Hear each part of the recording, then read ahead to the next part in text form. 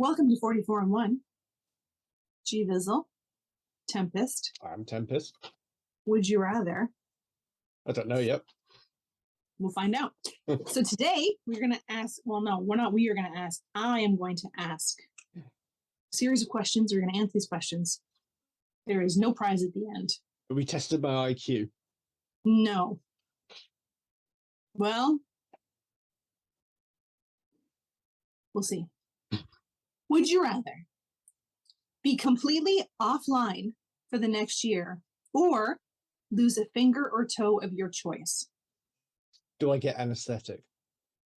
Yes. It's not like, have you ever seen the movie 4 Rooms? It's a Quentin Tarantino movie. So it's 4 rooms in a hotel on New Year's Eve.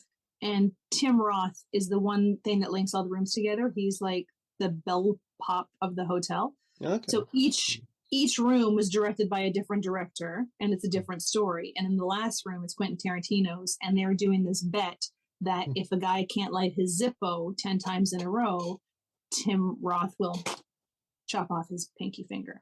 Oh, wow.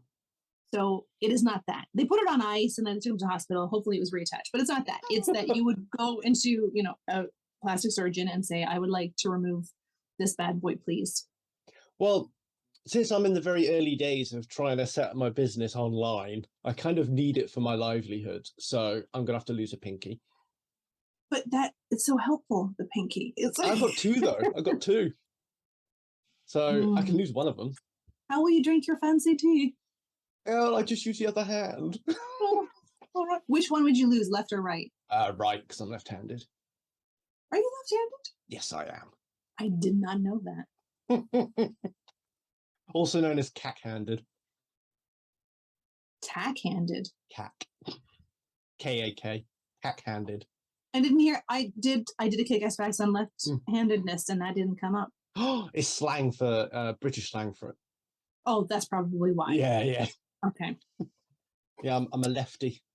Do you call it southpaws ever? Because that's the slang for it in the West. We don't say it over here, no. No, we just say cack-handed. Cack-handed. That sounds dirty.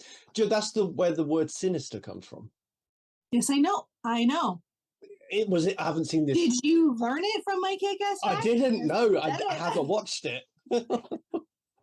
I know. I would rather lose the toe that I broke.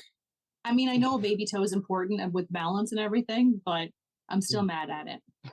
And I'm sure that they could put some kind of plate into the bottom of your foot to keep you upright. People lose toes all the time. It's doable. I would probably you know what? I would probably lose the one on the other foot because that's the janky one that looks weird. Okay then. So if you lose the janky one that looks weird, will you then start wearing no shoes in public, and will you be less put off by other people's feet? No, I still would not like other people's feet, and I will still wear flip-flops because I don't care what people think of my feet. You're such a hypocrite. Oh my god. I don't like beets, but I don't begrudge anybody who eats beets. So you don't like other feet, but you don't begrudge other people looking at your feet. You will allow us to do it. I mean, not like... Oh, this isn't a good time to tell you about the camera I have under your desk then. That's a you problem, not a me problem. What is the best book or series you have ever read? Oh my word, it's hard to choose an absolute best. I know.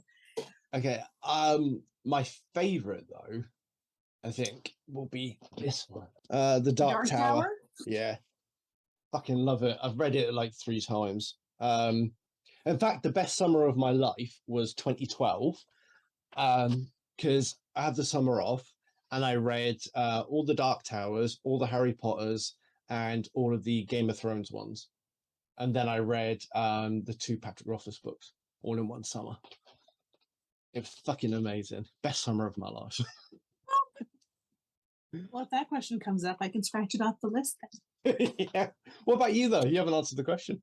I know. I don't know, because I have such a hard time. I have a hard time answering any definitive question that is best. I can always think of 10. It depends on my mood, on the genre, on there's just so like one book, there's two books I go back to and I will reread every once in a while, and that's Good Omens by Neil Gaiman and Terry Pratchett, and What's Eating Gilbert Grape by Peter Hedges. Like those are two books that I will reread. But then there are other books that like I love and want everybody else to read. Yeah. And then like Christopher Moore is my favorite author. So of his, I could probably pick 3 or 4 books, like Lamb, The Gospel According to Biff, Christ's Childhood Pal, which is the official title of the book. Like that one, A Dirty Job, that's another one of his. So I don't know, I have a really hard time with best. I started listening to the audiobook of Lamb, and whatever the rest of the title is.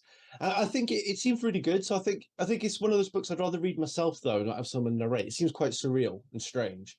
Yes, I think I'd rather read it. Most of Christopher Moore's books are surreal and strange. Yeah. There's like some of them start normally, and then there's like a big beast or something. Yeah. But yeah, he is. So when I was in a bookstore one day and I was kind of like looking for something new and different to read. So the person at the bookstore approached me and asked like, what are you looking for? And I said, like, I kind of want something very different, like a dark comedy. And he recommended I read Lamb. So I bought it. Within like 3 days, I had finished the book. And then I went back and bought every other Christopher Moore book that he had at the time.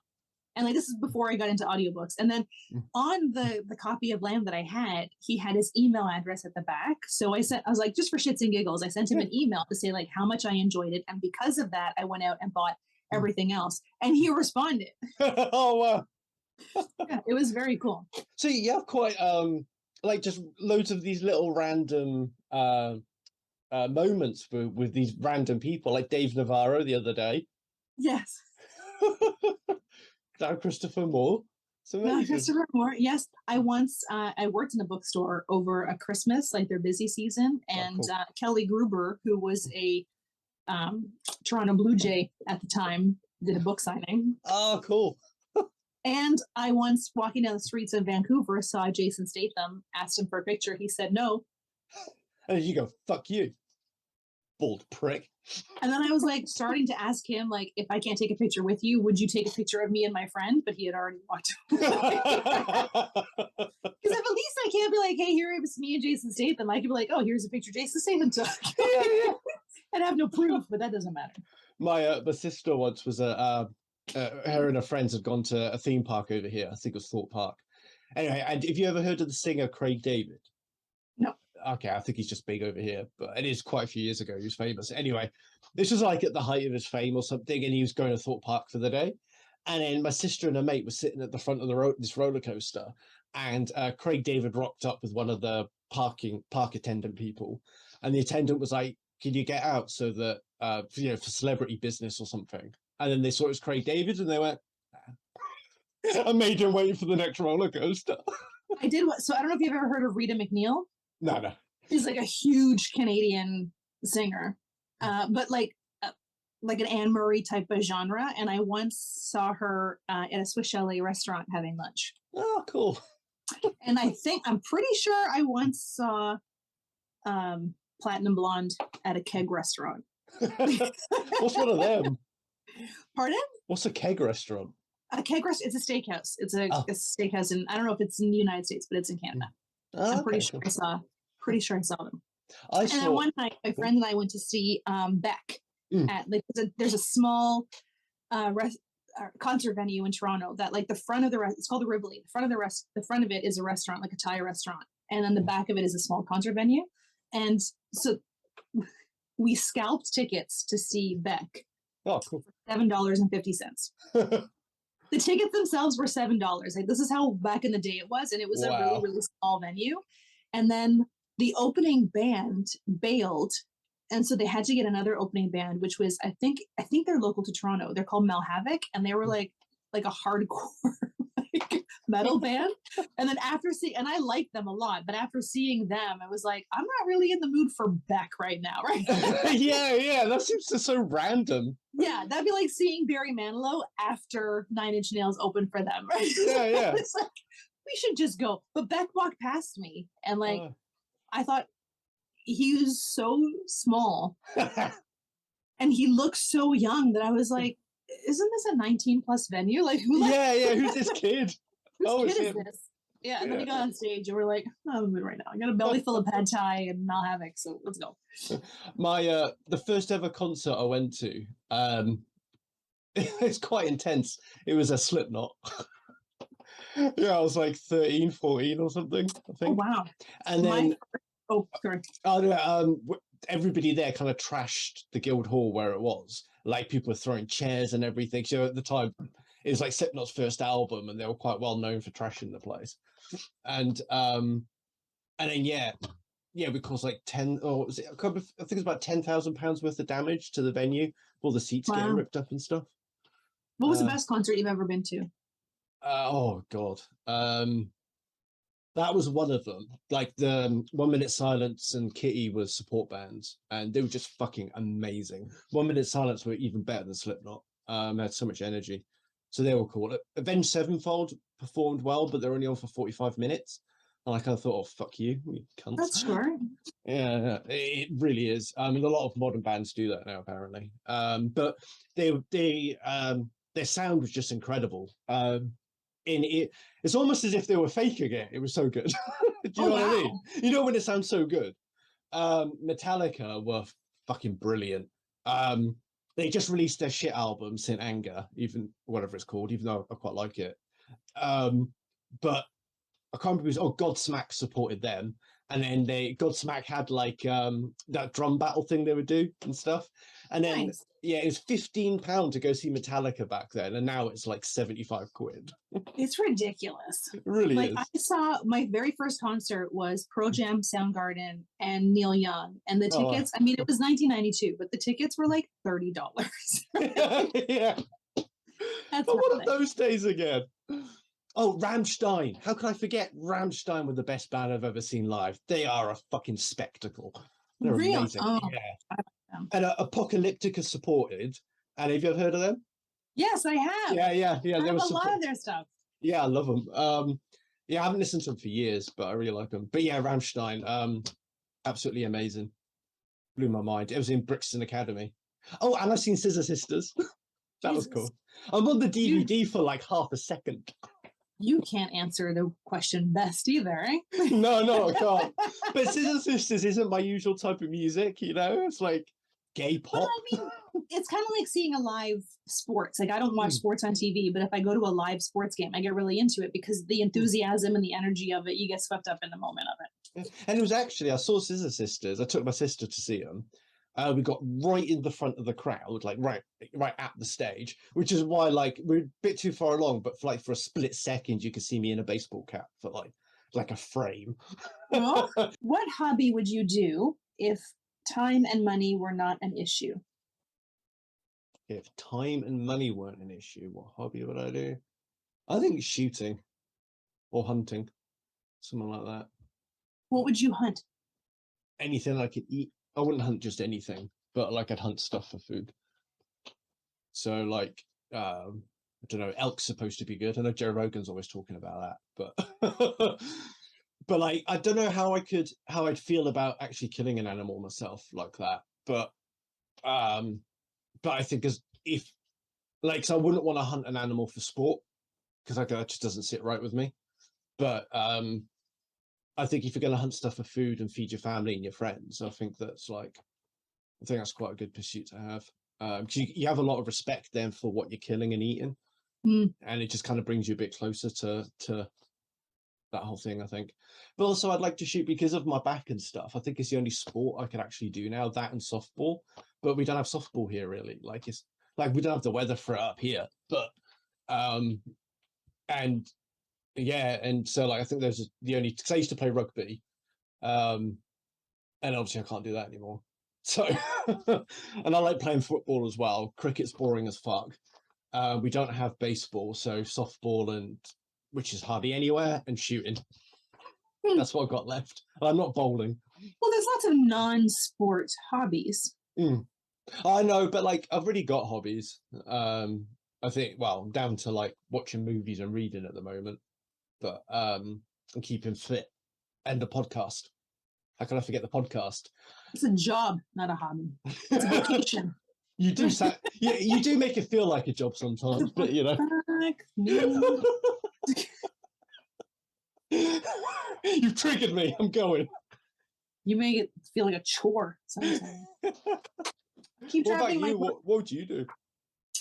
I used to make jewelry a long time ago. Oh, cool. Like costume jewelry. And I would like sit in the evenings and like make jewelry while I was listening to music or watching TV. And then I just kind of like, when we got ready to move, I like had to put away all my jewelry stuff to like show the house. And then when we moved in here, I never really found the right place to do it. And then we got Zool, and she took up a lot of my time, and then like just other things started to take up my time, so I started dedicating it to that. But like I've always wanted to get back into. I had a website for a while, like I was selling stuff online, like I was cool. You know, I was promoting it and getting it out there, and then like I still have a ton of inventory, but I don't do the website anymore, and I haven't made any for a while. So it's not that, it's the time and the discipline to sit and do it more so than the money, because I have hundreds, if not thousands of dollars of materials sitting around. Stop the dogs from eating it as well. Gozer would, I think Gozer, because he's an attention hog, would start hitting it. Yeah, because I used to just like sit on the sofa with like a tray in my lap and kind of like just make jewelry. If I were to do that now, Gozer would just be like, "Fuck this." Yeah. Maybe it's a winter thing more than a summer thing, because now I'm just like a stray dog. I want to be outside all day. And in the winter, you know, in Canada, you have to be in all the time because it's so shitty. It's not always shitty. And if you dress properly. Yeah. There were times where like it would take me almost longer to dress and undress for the walk than actually we would be walking. There was one day, oh fuck. And I don't even think I took Zool with me on this day because it was too cold for her. And like she does not do well with boots. But like I still wanted to go for a walk. So I had like long johns on, 2 pairs of long johns, a pair of track pants, another pair of track pants over that, then like snow pants. I had 3 pairs of socks and like massive, like rated to -50 boots. Like 6 sweat. Like I could barely keep my arms down, like the kid from the Christmas Story. But then around my head, so I had like a thin cap over my head that like you use under a motorcycle to like, and it's thermal. And then I had like a balaclava, and then a scarf wrapped around my face, and then another hat on top of it. And I was wearing my glasses, but like my breath cycling under my glasses made my eyelashes freeze. Jesus. So at one point I like blinked and I couldn't open my eyes. So I was like, I should probably just go home now. I'm just gonna give up on it. I think I've said this before in here, but the one time I got to experience Canadian winter, it was the warmest winter you guys had ever had. It was like 2011 or 2012. I think it was 2012 in January. It's hit or miss. Like sometimes you'll have like there was that one winter where there were more days, I think in February, that I couldn't walk Zool than I could because it was too cold for her. Like there was one time that I thought it would be okay, and she started like popping her paws after, so I carried her home. So like, I got you, baby. And then, but the last few years, like last year was fine. Like I never even had to pull out my big winter coat. I was okay with a couple pairs of gloves and whatever. But then, yeah, it's really hit or miss. What we've been getting a lot more now is ice. So like we'll get these like ice storms. So you probably don't need these where you are, but we have these things called yak tracks. Okay. So it's this rubbery thing you put over the sole of your shoes that has spikes in it, so you can have a grip. On the I had to have some like that one year because in Durham, like it iced over for about 3 weeks. Like it didn't snow that much, but then we just had ice, and then I had to get something like that for my boots. Once, so, one year.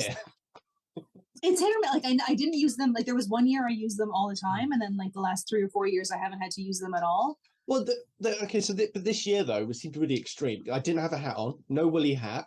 I had a t-shirt on, jeans, and then I had a coat on with no hoodie on because I was sweating in my coat.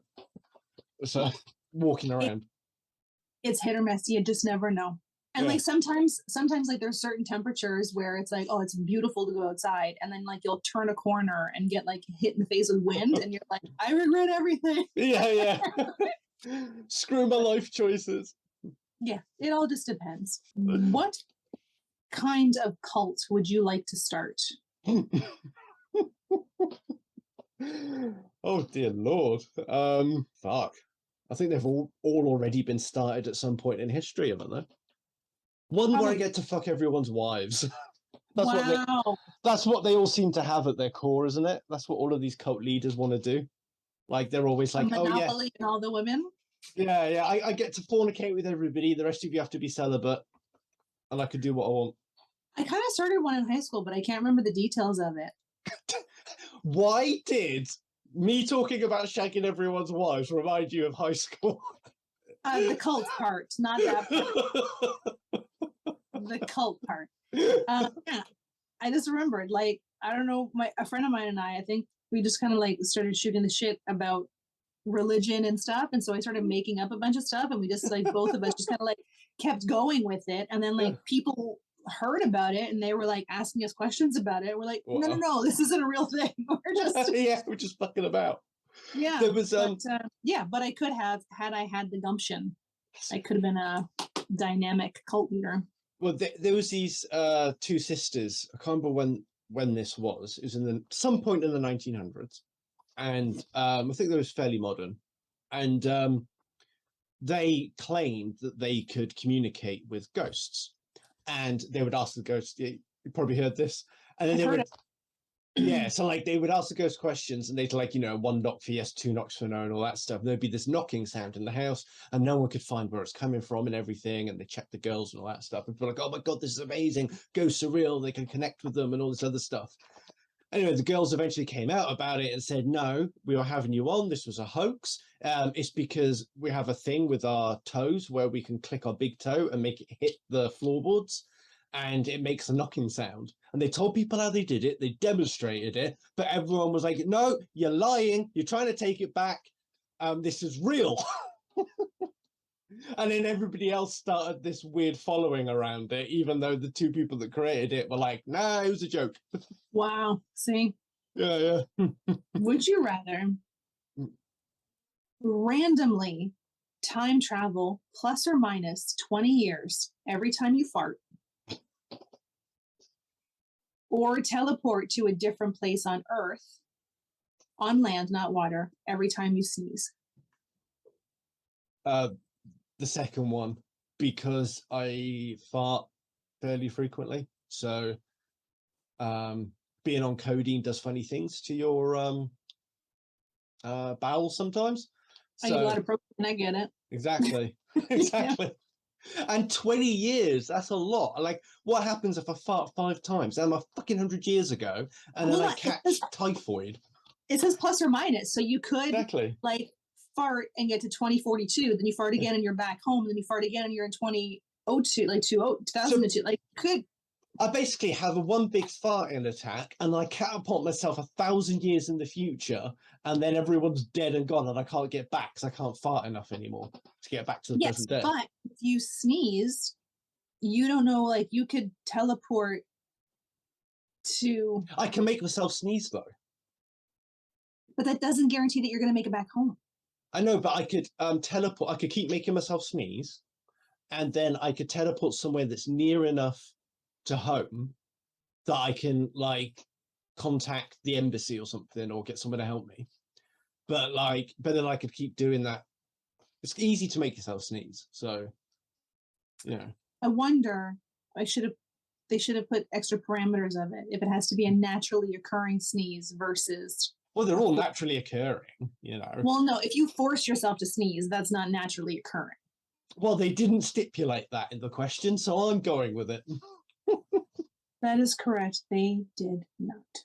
Yeah. So, and also you could like wind up lucky. You could sneeze your way into, I don't know, what's something that's YouTube friendly to say? Country-wise? Huh? Like, no, I was going to make a joke about like sneezing your way into like a group orgy, but then I thought that's probably not YouTube friendly.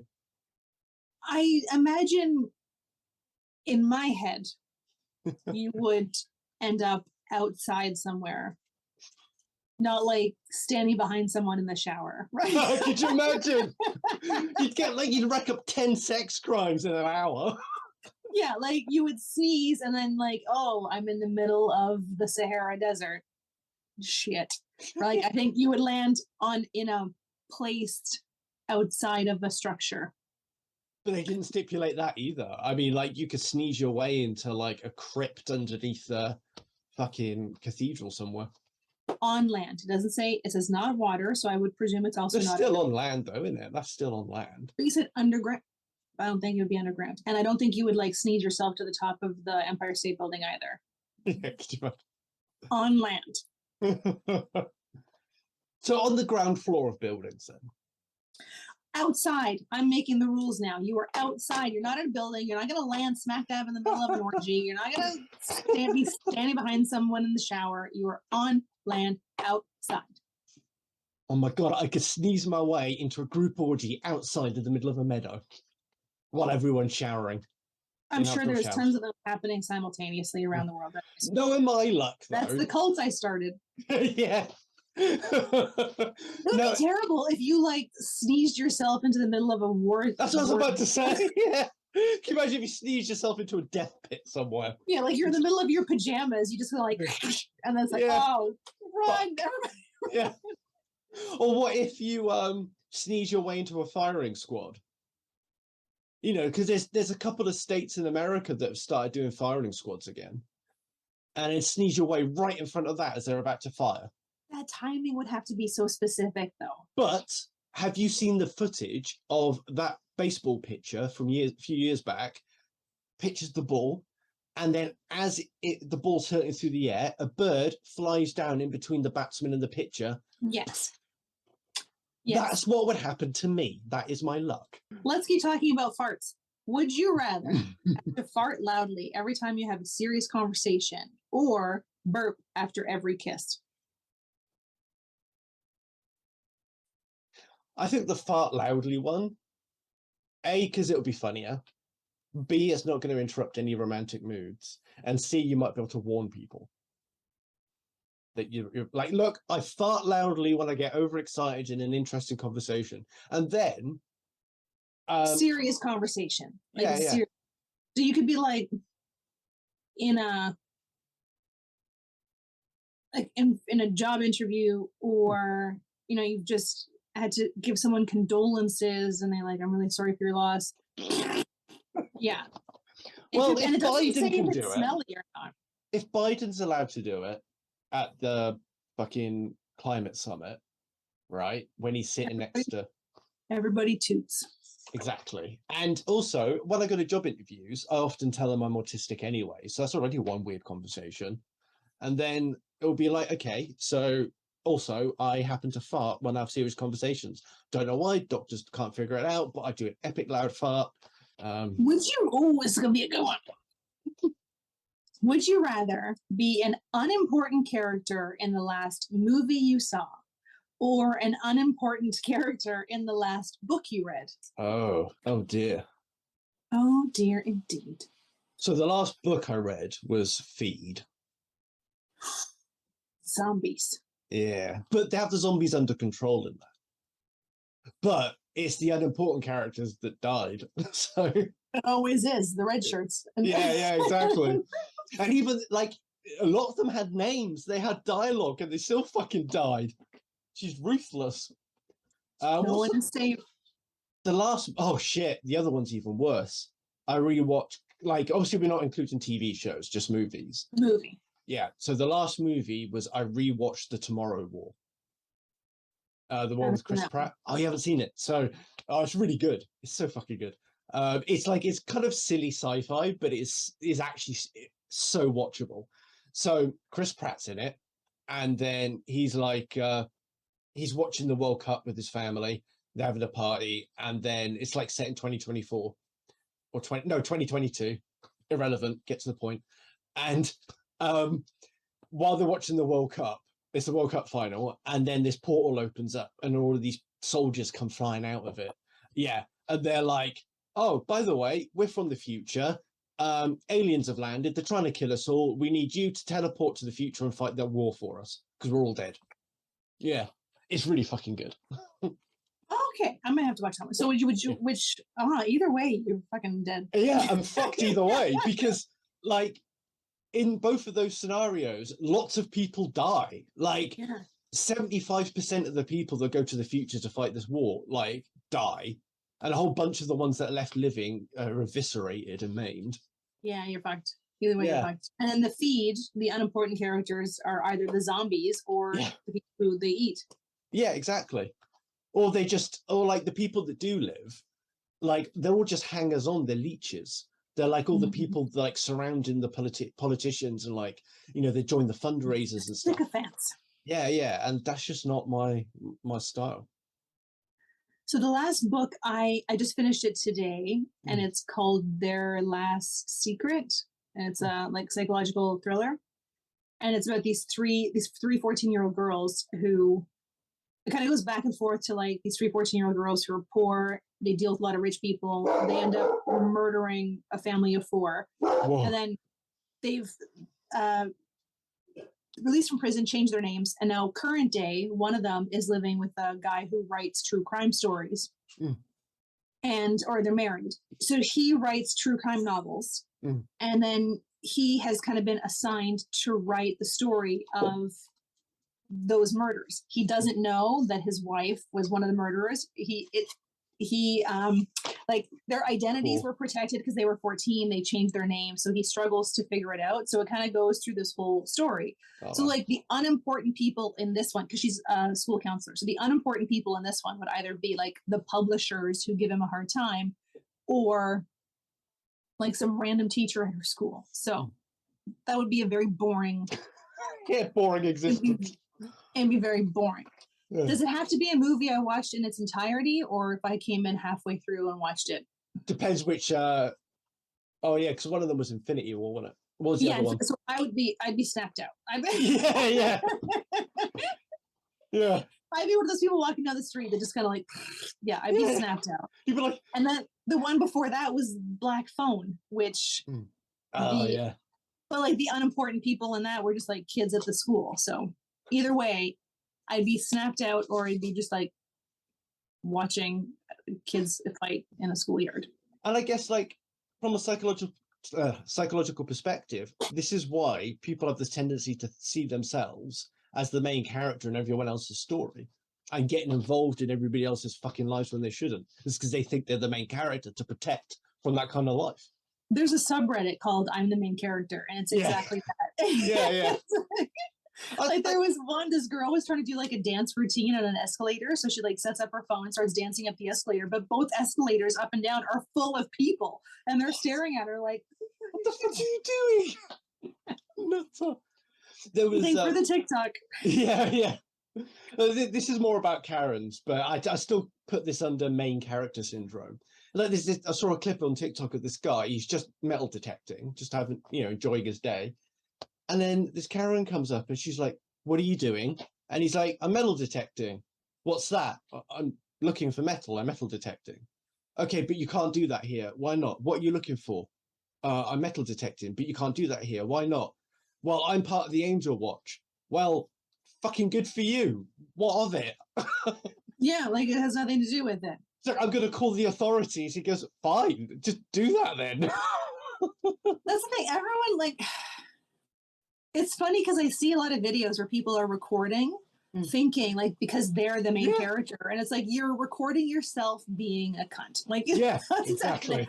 You're not going to get the sympathy for this that you expect you're going to when you post this online. Everyone's going to turn their backs on you. Like, there was one, oh my God.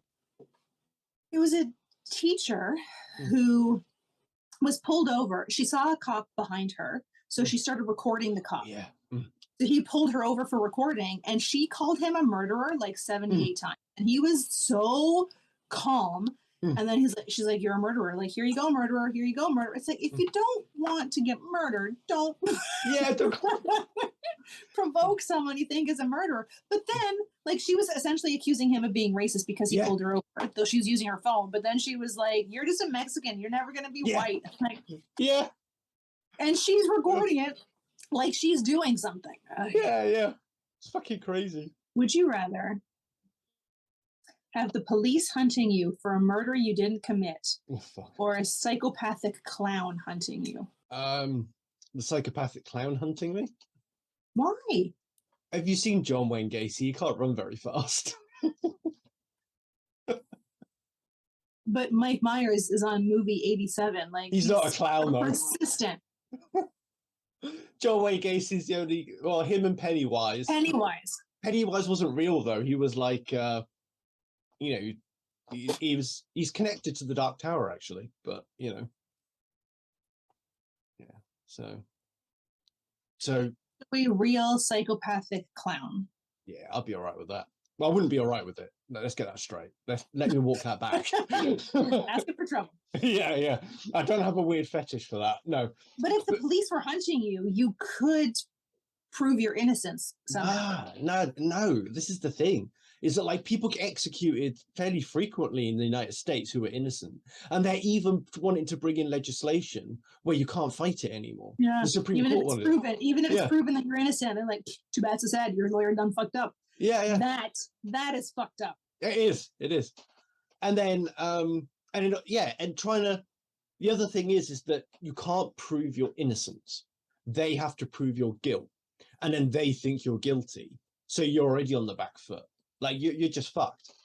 Mm-hmm. So I think my chances of survival and freedom are higher against a singular psychopathic clown, because at least he has big silly shoes and I can run faster than him, to quote all 5-year-olds. It's not Ronald McDonald coming after you. Like, John Wayne Gacy probably didn't look at the fucking Joker. Yeah. True. Maybe I could be friends with him.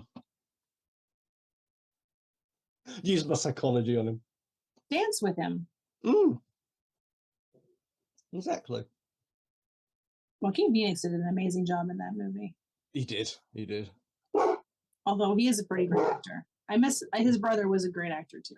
Yeah. I saw him in Stand By Me, River Phoenix. He was amazing. He did a movie with Keanu Reeves called My Own Private Idaho. I haven't seen that. It was they're kind of like street hustlers. Oh, cool. But it was like the story behind, and like I think they developed a good friendship. From what I've heard, they've developed a good friendship after that, and then it was kind of one of his later movies, but it was such a good movie.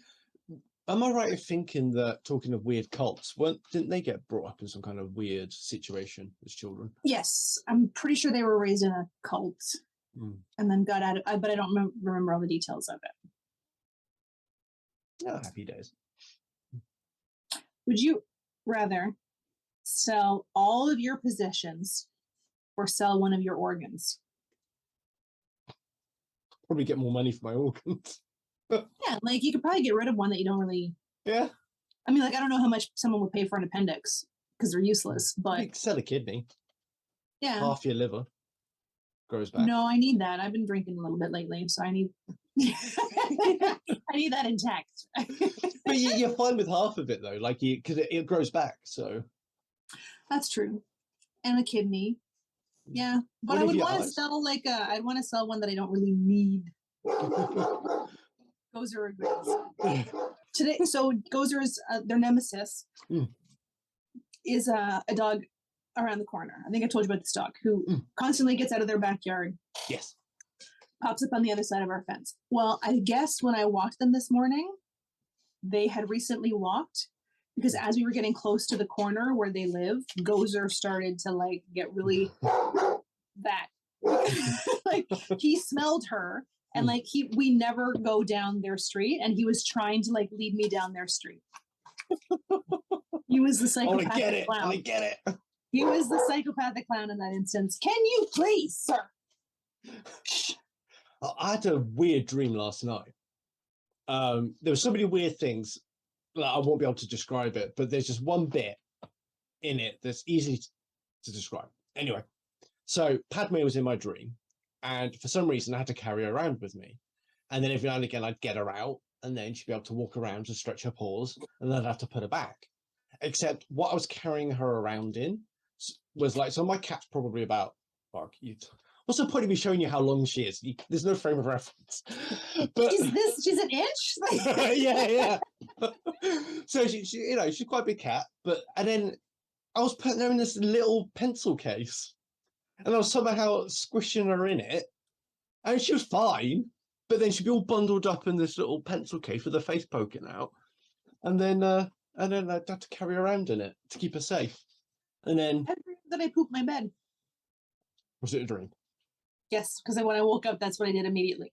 I hate the dreams where it's so realistic, and then in your dream you pee, and then you're sure you felt it. Yeah. You wake up, you're like, oh my God. Although I think when I was like 13, 14, I had a dream where I peed, and I woke up having actually peed. And I don't know if the dream precipitated the pee or the pee was a result of the dream. But yeah, it happened when I was a teenager. A young teenager, not like all through my teens, just once. Just once. One of my mates, she had a boyfriend who they were like 16, and he wet the bed. And it was like, but with like people make mistakes, sometimes that happens, right? Yeah. But like he just didn't do anything. He just laid there in bed, just not doing anything. And then she kind of like woke up and could feel like the thing was damp. And then she was like, what's that? And he goes like, oh, wet the bed. And then she was like, well, why didn't you tell me? And then he was like, I don't know. And he's just so disconnected from it. Was it a normal thing, like a regular thing that he did, or was it just a one-off? Apparently it was, because he said he had a small bladder or something. But like, it's just weird how, like, you just wet the bed and just leave it, kind of thing. No. You just lie in it. That's just odd. I remember when I was a little kid, and one of my dreams I remember is that I thought I was on the toilet, and I was in my mum's bed, and then in my sleep I pulled my pajama trousers down and like went for a wee, because in my dream I was on. That's when I had that dream when I wet my pants. It was the same thing. In my dream I was on the toilet. Yeah. I didn't have the presence of mind to pull my pants down though. I'll have to cut this part out. My brother once, my sister was sleeping over at his place, and they had a party, and he got shit-faced drunk, and he was asleep on the sofa in the basement. But then he got up from the sofa, and I guess he thought it was the toilet, because he lifted up the sofa cushion, pulled his dick out, and started peeing, and then like put the sofa cushion down like it was a toilet seat. And then imagine. Oh shit, that's hilarious. I was staying in a shared house once, and then we had this Dutch housemate, and he was a very strange guy. But anyway, one day, like, I just knocked on his door, we were chatting, and I saw his mattress was up against the wall, and I was like, what's that about? And he goes like, oh, I got pissed last night and wet the bed. I was like, and he was just matter of fact about it. I was like, okay. Oh, it happens. And then like, because it was my mate's mum's house, so she had like loads of her stuff around everywhere, like random cabinets full of stuff in them and everything, and like she hoarded everything. Anyway, one day, one of my mates actually using that room, and then they're like cleaning some stuff up, and then in one of like the ceramic pots in one of the cabinets, they found a turd in it that had been there for about 4 years, and it was from the Dutch guy. So oh my God, I just read one of the subreddits that I joined was True Confessions or Off My Chest or something. It's people just making these confessions, and this guy, like, lazily 4 years ago was masturbating and didn't want to get up or like dirty a t-shirt or pair of socks, so he had like a shoebox that he just like into the shoebox, and then he just kept doing it. So he's like, now it's like 4 years old, it's full of dry spunk. Yes. And then he's like, I tried to burn it once, and then it just kind of like fizzled and wouldn't take. And he's like, now I have this. And everyone's like, just throw it out. Yeah, just put it in the bin. But he's had it for 4 years. Fuck me. And have you ever seen that kid? There's a picture of this like kid. I saw it online. He must be like 7 or 8 years old. And like, I guess one night in the middle of the night, he didn't want to go to the bathroom to pee. So he opened up his bottom drawer and peed in the drawer. But then he just kept doing it. So then his mom found his pee drawer. Oh, no. I knew a kid when I was about that age, and he was a very troubled kid, actually, but he couldn't be bothered. I think I told you this, actually. Like, he couldn't be bothered to go downstairs to go to the toilet. So he just, pee between the thing and the wardrobe. Yes. Oh, man. But that like, seems like as good a place as any to fade to black.